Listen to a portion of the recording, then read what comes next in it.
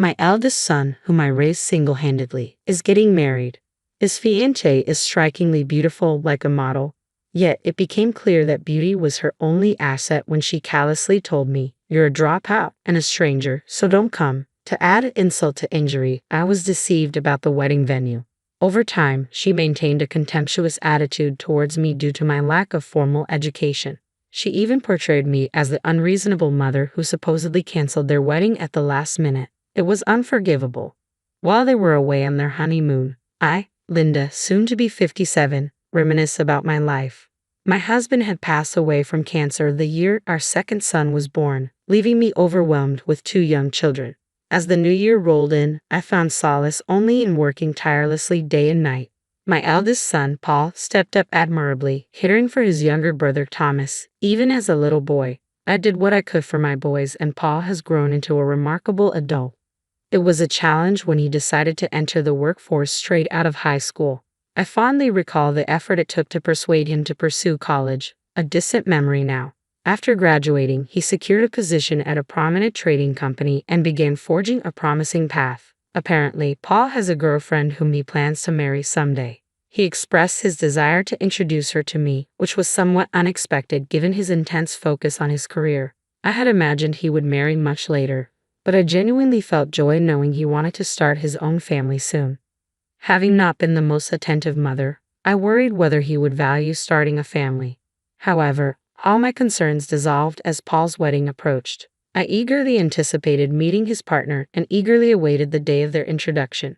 The woman who entered was slender and breathtakingly beautiful, momentarily leaving me speechless. I wondered where Paul had encountered such a beauty. When Paul introduced her, I was surprised to learn she was an actual model. He had met Sarah through his advertising work at the trading company. Sarah, 24 years old, appeared vivacious and made a favorable initial impression, though something nagged at me. She glanced around our home without hesitation, almost assessing her future in-law's residence, which unsettled me. Moreover, her refusal to even touch the coffee I offered didn't sit right with me. When Paul stepped away to take a work call, Sarah and I found ourselves alone for the first time. It was an awkward moment, and we struggled to initiate a conversation. "You'll soon be my daughter when you marry Paul, so feel free to talk about anything." I attempted to break the ice. To my surprise, Sarah looked taken aback by my words and then uttered something astonishing. "No need. I wouldn't seek advice from someone who didn't finish school," she said with a polite smile, leaving me momentarily stunned. Her smile seemed sincere as she continued, "Yes, I did leave school early, but I had my reasons. My father passed away when I was in middle school, leaving me, my younger brother, and sister with our mother. She worked tirelessly to support us, but there were limitations. I made the decision to start working right after middle school, against my mother's desperate pleas for me to at least finish high school. I have no regrets about that decision even now."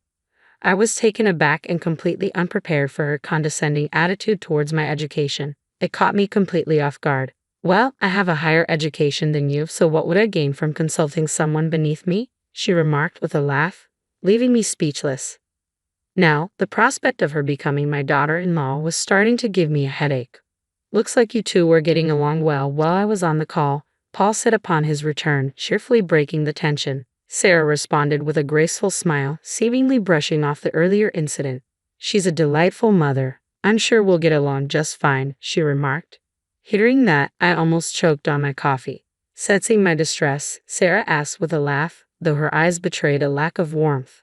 I sighed quietly, apprehensive about what the future held. My initial encounter with Paul's future wife, Sarah, was less than ideal. She repeatedly belittled me for dropping out of school, albeit seemingly without malice. Despite her unintended hurtful remarks, I struggled with the idea of her becoming a part of our family. Nevertheless, because she was Paul's choice, I attempted to accept her.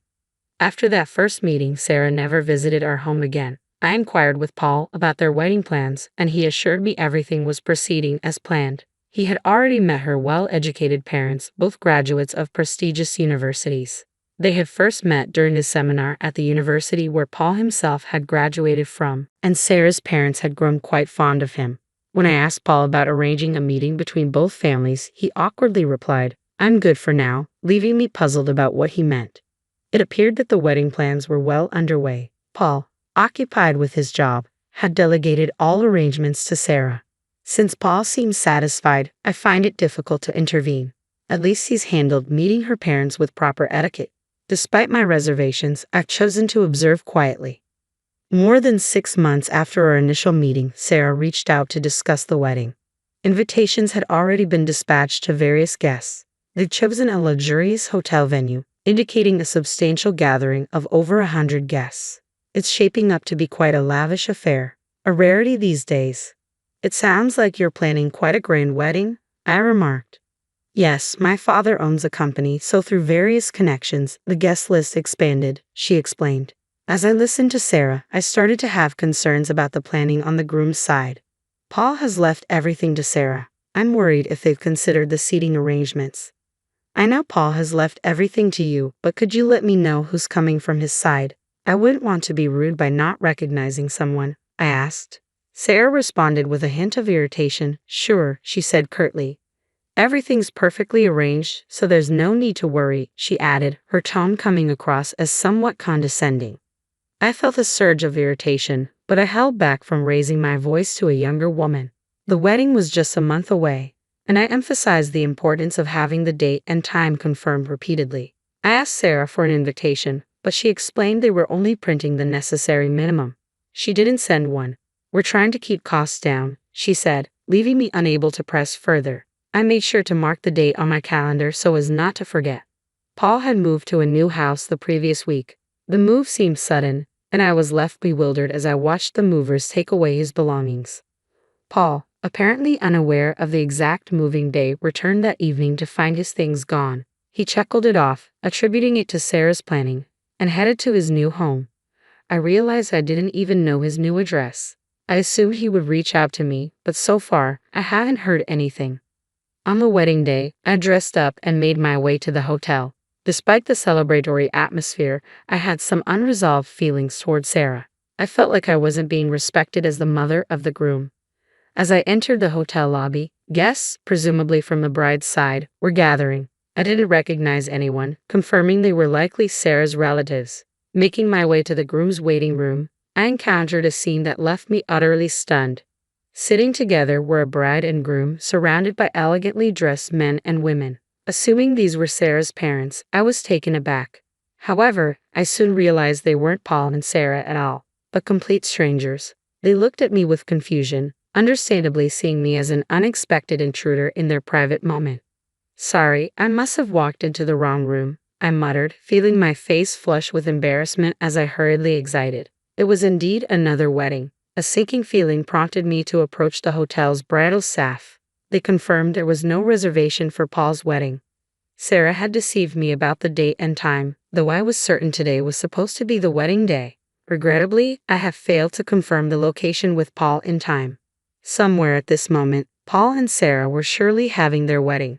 It dawned on me that Sarah had orchestrated this to ensure I wouldn't attend. I quickly dialed Sarah's number. She picked up immediately. What is the meaning of this? I demanded, my voice tinged with frustration.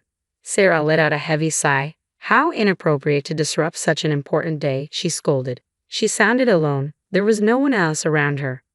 Sarah, you're the one being unreasonable.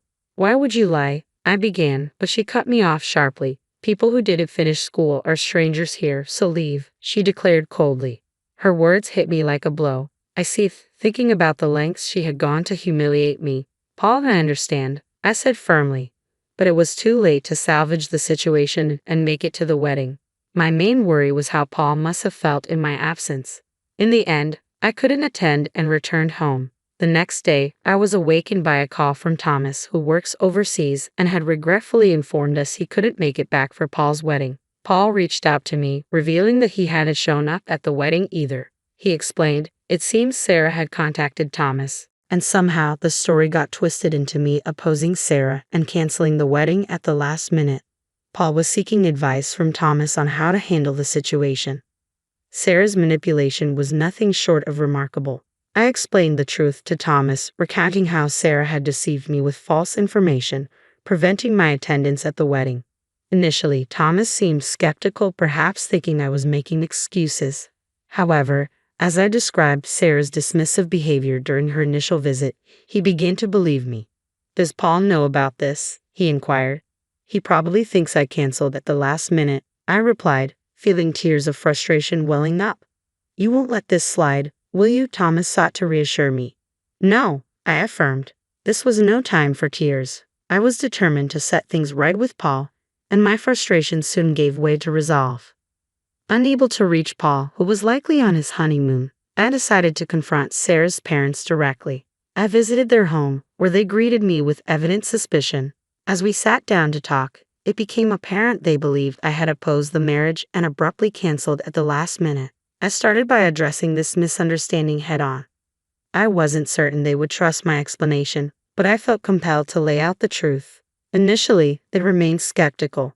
However, as a last resort, I revealed my trump card, a recorded conversation with Sarah. It felt drastic, but I had no other choice. With a deep breath, I retrieved my phone and played the recorded conversation.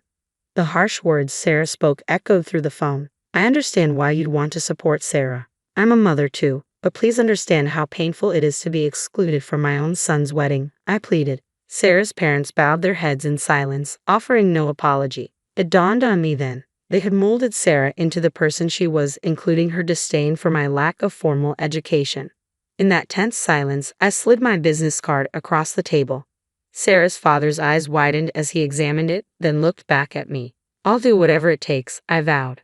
Paul returned a week later from his honeymoon, during which I hadn't heard from him. I feared Sarah might have influenced him, but it turned out to be an unnecessary worry. As I heard the front door open, I stepped out of the living room to find Paul walking in. Upon seeing me, he hurried over to apologize. Mom, I'm sorry I didn't realize what was happening. Soon after the newlyweds returned from their honeymoon to their new home, Sarah's parents paid them a visit. Without time to settle in, Sarah found herself confronted by her father, Joseph. What's going on? Paul, caught off guard, was stunned as Joseph burst in, shouting at Sarah. Sarah hesitated briefly under her father's anger, but her resolve quickly kicked in, leading to a heated exchange between father and daughter. Your actions are tarnishing our reputation, he thundered, tossing my business card at Sarah. She picked it up, her face draining of color as she read my title. Unknown to Sarah, I held the position of president at one of her father's crucial business clients. Despite leaving school early, I worked diligently and earned respect, rising to this prestigious role. Additionally, her father's company acted as a subcontractor for mine. Just 3 days earlier, I had terminated all contracts with his small parts distribution business, which relied heavily on our company for over 80% of its orders. It was understandable that he was upset. You need to apologize to Linda immediately, he insisted. Sarah hesitated, clearly confused. I don't see why I should apologize to someone like her, she retorted stubbornly. It was then that Paul began to grasp the truth. Reflecting on Sarah's behavior, he started to notice several inconsistencies. He apologized to me for believing Sarah's fabricated story about my absence on the wedding day.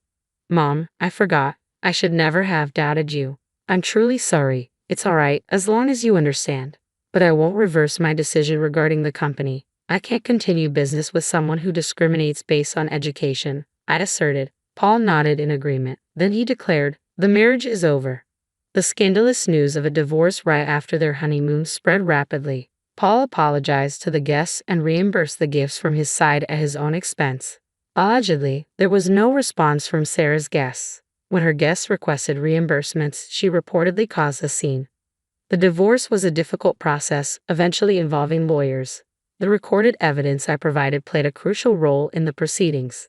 Paul joked that divorcing was harder than getting married and mentioned that Sarah's father's company was now facing bankruptcy, despite attempting to return to modeling. Sarah found her reputation too tarnished for any agency to hire her. Recently, she's been spotted intoxicated, still harboring resentment towards me. The dropout old lady. There's been no sign of remorse from her. Perhaps further setbacks might prompt some introspection. Back at home, Hall suggested renovating our old house. It seems he's in no rush to remarry. I'll focus on my career, just like you, Mom, he said, bringing me joy. I felt reassured that I have fulfilled both parental roles effectively. Just be more cautious in your choice of partner next time, was my only advice. Paul nodded, looking somewhat sheepish.